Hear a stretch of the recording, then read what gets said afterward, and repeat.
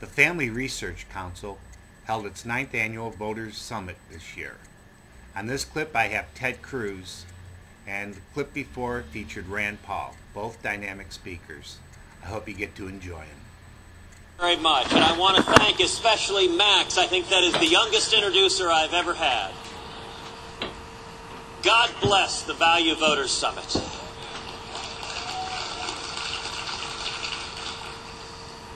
One year ago this week, I stood on the Senate floor and said, I intend to stand until I can stand no longer.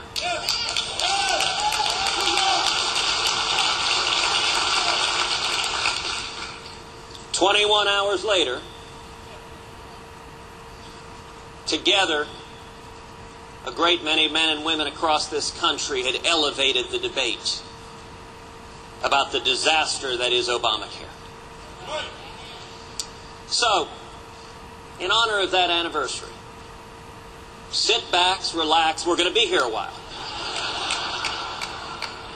But don't worry, you'll know we're nearing the end if and when I bring out and begin to read The Cat in the Hat.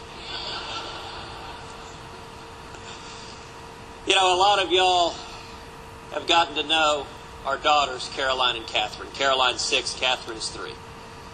Caroline, the 6-year-old, is a cynic. Absolutely nothing I've done in the U.S. Senate has impressed her at all. Except for reading Green Eggs and Ham. And I'll tell you, when I came home, Caroline, she was 5 then, she had her arms crossed, she looked at me and she said, "Okay, Dad." Which, when your kindergartner gives you that kind of reassurance, is pretty good.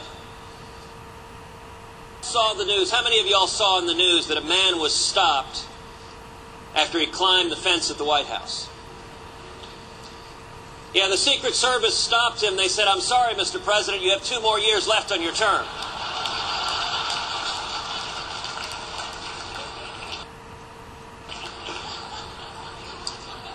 That one actually came from Jimmy Fallon.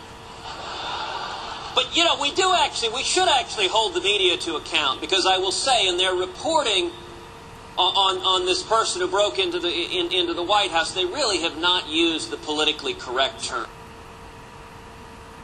And we should insist that ABC, NBC, CBS, they refer to the visitor according to the term that is politically correct, an undocumented.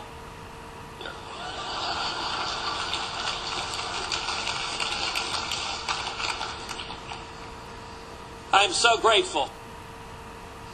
I'm so grateful that y'all are here today, standing up for our country. You know, the Word tells us, weeping may endure for a night, but joy cometh in the morning. We are here today because every man and woman in this room knows and understands morning is coming. Morning is coming.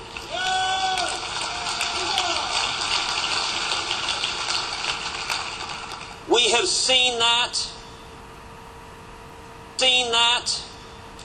abroad. We have seen that in our lives. We have seen that at home. You look at abroad. This conference is particularly blessed to welcome in our midst an extraordinary hero, Miriam Ibrahim.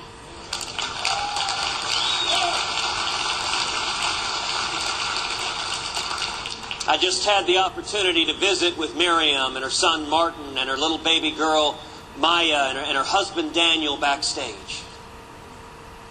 What an incredible peace and joy radiates from Miriam. A young wife, a young mother in prison, thrown into a pit, giving birth to her daughter with her legs in leg irons.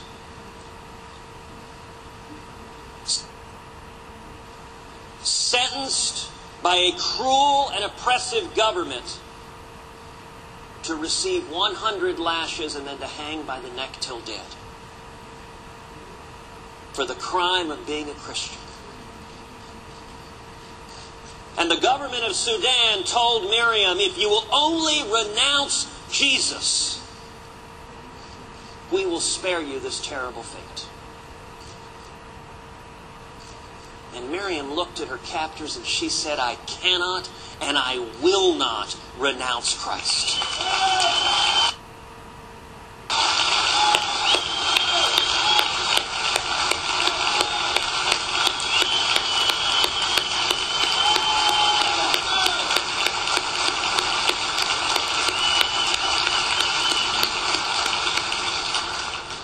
How many of us have ever had our faith tested like that? How many of us have faced a question like that?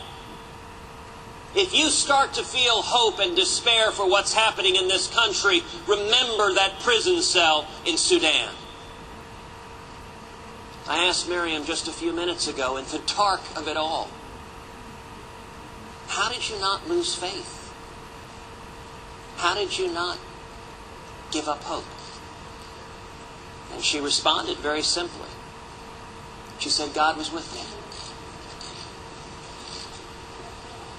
Anyone who forgets the promise,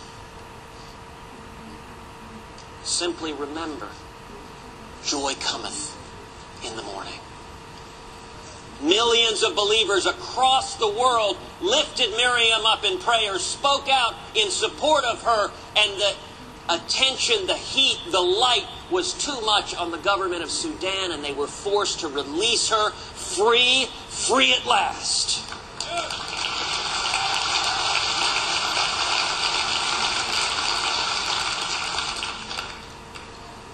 I'm reminded of the book of Acts, where Paul and Silas were thrown in prison, just like Miriam. And God brought an earthquake that broke the prison open. And their jailer, afraid for the consequences, began to take his own life. And Paul stopped him. And the jailer asked of the Apostle Paul, what must I do to be saved? To be saved. We're seeing modern days Pauls and Silases across the world. In Iran, Pastor Saeed Abedini. Tomorrow night at the Value Voters Summit, you're also going to hear from Naghmeh Abedini, his wife, who I've visited with several times, a woman of incredible faith. She's an American. Her husband's an American. Their two little kids are American children living in Idaho. If you haven't seen it, she recorded a simple video of their children saying, please, send our daddy home. Today is the 2-year anniversary of the Republican Guard showing up and throwing Pastor Saeed in prison for professing his Christian faith. 2 years. You know, one of the incredible things, talking to Naghmeh, is hearing the story about how Pastor Saeed, while in an Iranian prison, has led dozens of fellow prisoners and their jailers to Christ.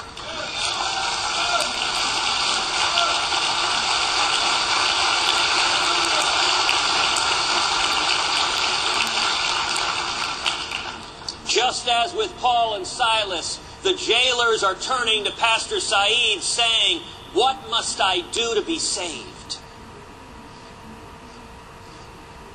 God is present in the darkest corners. And we are standing on the promise of the Word. You know, right now this week, the government of Iran is sitting down with the United States government, swilling Chardonnay in New York City, to discuss what Prime Minister Netanyahu rightly describes as an historic mistake, a very, very bad deal that tragically is setting the stage for Iran to acquire nuclear weapon capability. We so desperately need a president who will stand up and say, these discussions do not even begin until you release Pastor Saeed and send him home.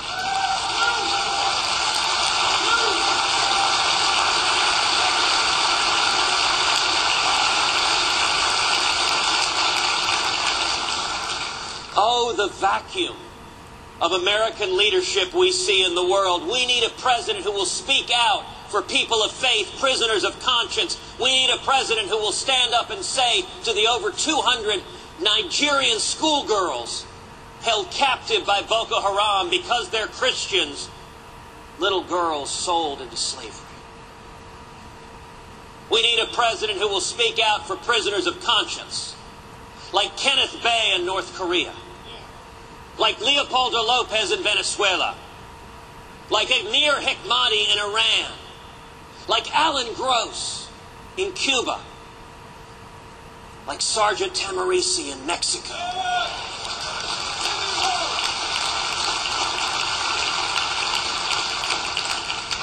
Abroad we see a lot of weeping that may endure for the night. But we stand on the promise that joy is coming in the morning. And part of the reason we can stand with such confidence, with such optimism, with such hope, is we understand it in our own lives. This is not something abstract and theoretical. This is something each of us has lived. Many of y'all have gotten to know my father, Pastor Raphael Cruz. He's very, very shy, very soft-spoken, and beloved by the media. But, okay, even the folks from the press are cracking up at that one. But, you know, my dad, as a teenager, experienced that same captivity. He was 14 when he began fighting in the Cuban Revolution. He was in the student council.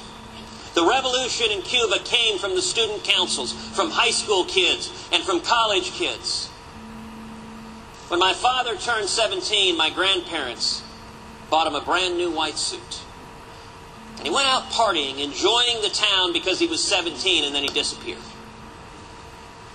And my grandfather went searching for him because he knew that his son had been in the underground, and he searched from jail to jail to jail. My father had been thrown in a Cuban prison and tortured, beaten, hour after hour. He had had his teeth crushed in as his head was stomped into the ground by an army boot. My grandmother told me, when she saw my father again, that white suit, you could not see a spot of white anywhere on the suit. It was covered in mud and blood, and his teeth were dangling from his mouth. And yet, even when he was in that Cuban jail, God was with him. By all rights, he should have perished there. But God's hand brought him from captivity to freedom. God's grace brought him to the United States of America.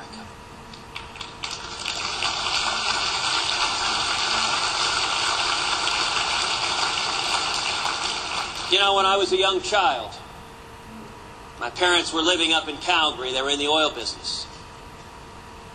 And neither of my parents were people of faith at the time. Neither of them had a relationship with Christ. Both of my parents drank far too much. Both of them had serious problems with alcohol. And when I was 3 years old, my father decided he didn't want to be married anymore. And he didn't want a three-year-old son. So he got on a plane and left Calgary, and he flew back to Texas, to Houston. And he left us. Now, when he was in Houston, a colleague in the oil and gas business invited my father to come with him to Clay Road Baptist Church.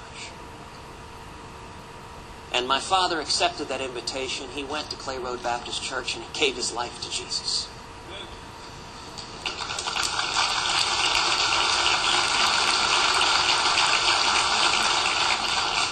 And he went and bought an airplane ticket and flew back to Calgary to rejoin my mother and to rejoin his son. So when anyone asks, is faith real? Is a relationship with Jesus real? I can tell you, if it were not for my father giving his life to Christ, I would have been raised by a single mother without having my dad in the home. Every one of us, we have seen firsthand that in utter darkness, hope remains. As the words of Amazing Grace put it, how sweet the sound that saved my soul. I once was blind, but now can see. What an incredible story that every one of us knows and understands in our lives. And we see it at home. We see it in our nation. There is today in America an urgency that none of us have ever seen before in politics. You know, polling today shows that 76% of Americans don't believe that our children will have a better life than we did. That is unprecedented. And it is fundamentally un-American. The American idea that this country was built on. Every generation for centuries has believed with freedom, with standing for our values, that our kids will have a better life than we did and their kids will have a better life than they did. This is a time of great crisis. But it's no greater than the crisis Miriam Ibrahim faced in that cell in Sudan. It is no greater than the crisis so many of us have faced in our own lives. You know, last night I had dinner with an Israeli friend of mine for Rosh Hashanah. And he made a remarkable observation. He said, America begins with the fundamental premise of religious liberty. It's the very first thing in the Bill of Rights. It's the very first freedom upon which all our other liberties are built. This country was built on a revolutionary idea that our rights don't come from government, they come from Almighty God.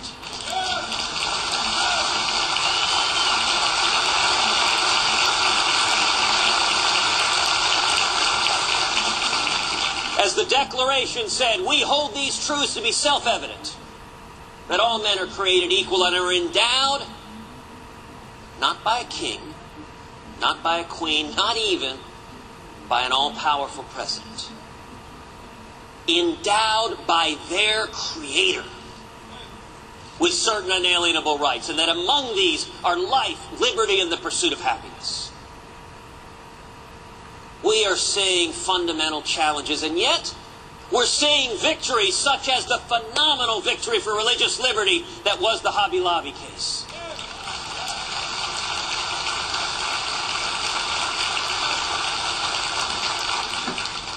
Now, by a vote of 5-4, the Supreme Court said the federal government cannot force people of faith to abandon their faith.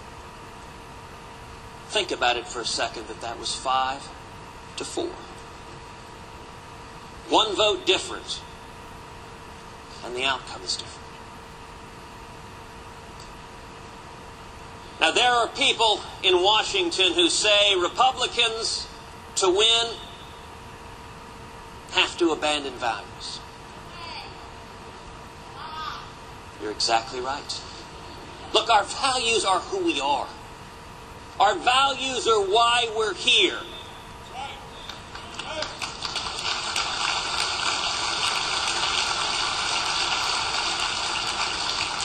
And our values are fundamentally American. This country remains a center-right country. This country remains a country built on Judeo-Christian values. This country remains a country that values and cherishes our constitutional liberties.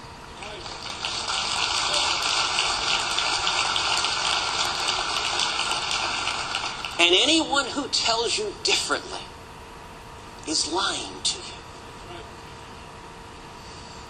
You know, every American should know about the Little Sisters of the Poor.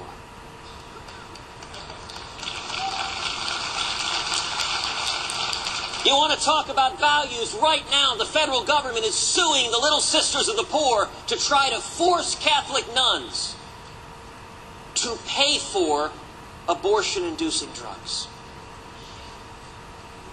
You know what? The modern Democratic Party has become an extreme radical party.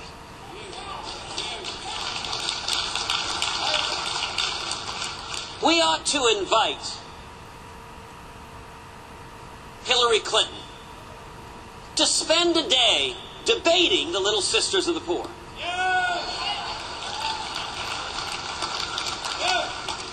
She can embrace, yes, the federal government should be suing and fining Catholic nuns to force them to pay for abortion-inducing drugs. As for me, I'll stand with the nuns.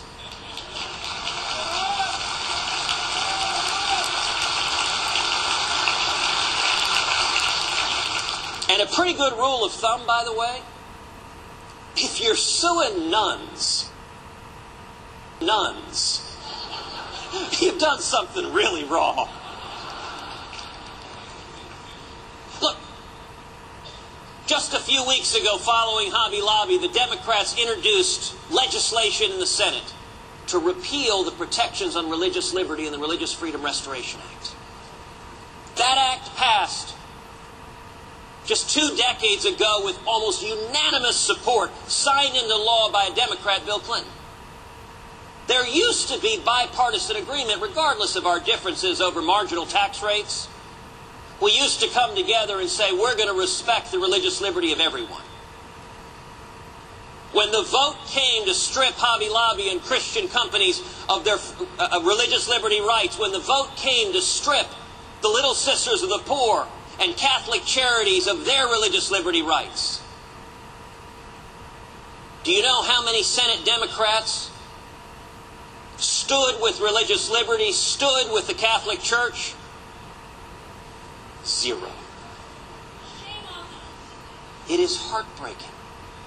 2 weeks ago, Democrats in the Senate introduced a constitutional amendment to repeal the free speech protections of the First Amendment, to take away the rights of the people in this room to speak out, to give Congress the authority to determine whether your speech and my speech is, quote, reasonable or not. Do you know how many Democrats stood with the First Amendment against that effort? 0. These are dangerous, extreme, radical times. You know, in 1997, the Democrats tried something similar. And that famed right-wing activist, Ted Kennedy,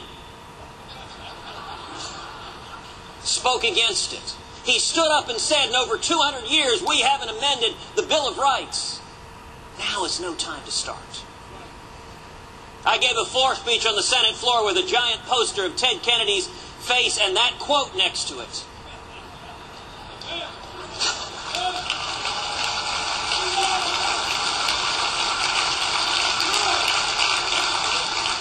Scared my father to death. He turned on C-SPAN and said, "Good God, my son's gone native." How do we turn this country around?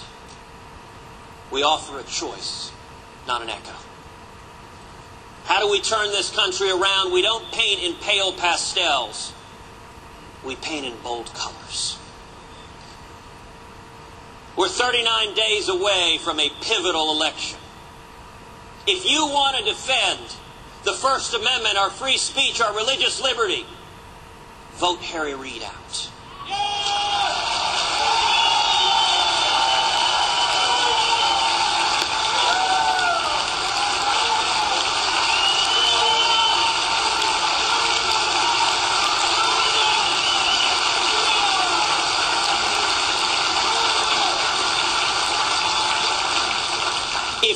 to defend our Second Amendment, our right to keep and bear arms, vote Harry Reid out.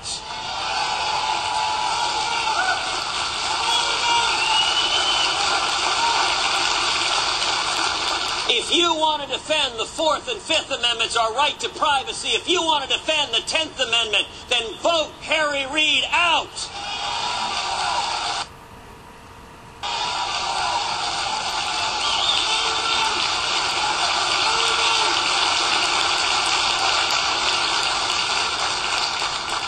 How do we win? We defend the values that are American values. We stand for life. We stand for marriage. We stand for Israel.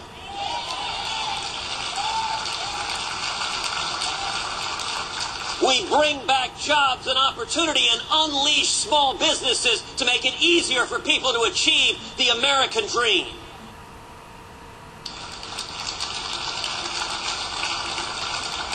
We abolish the IRS.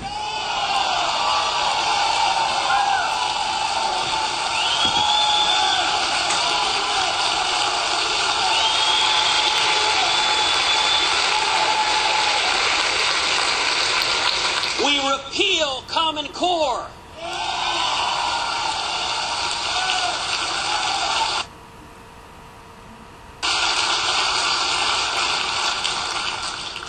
In 39 days, I believe we're going to retake the United States Senate, and we are going to retire Harry Reid as Majority Leader.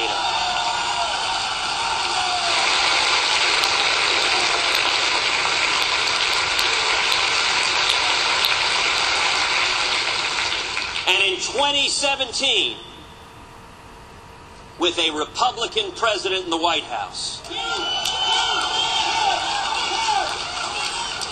we are going to sign legislation repealing every word of Obamacare.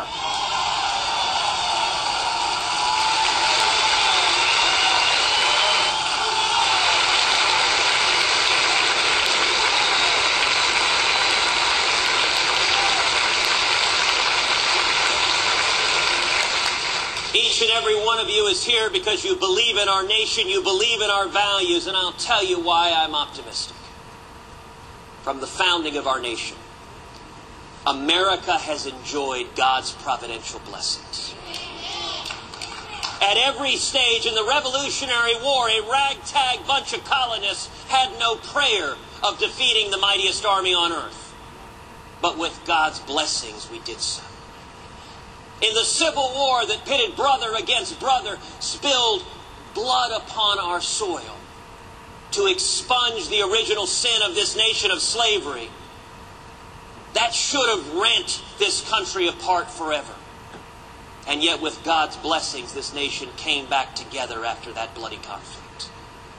In World War II, standing against the grotesque evil that was the Nazis, the American people rose to the occasion and saved the free world. In the Cold War, with leadership from America, the American people rose up and we won the Cold War without firing a shot and tore the Berlin Wall to the ground.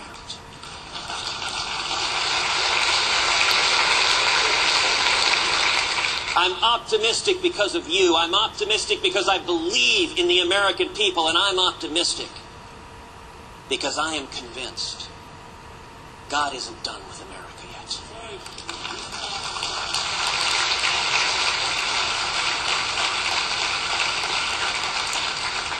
We stand on the promise of the Word. Weeping may endure for the night, but joy cometh in the morning. Thank you, and God bless you.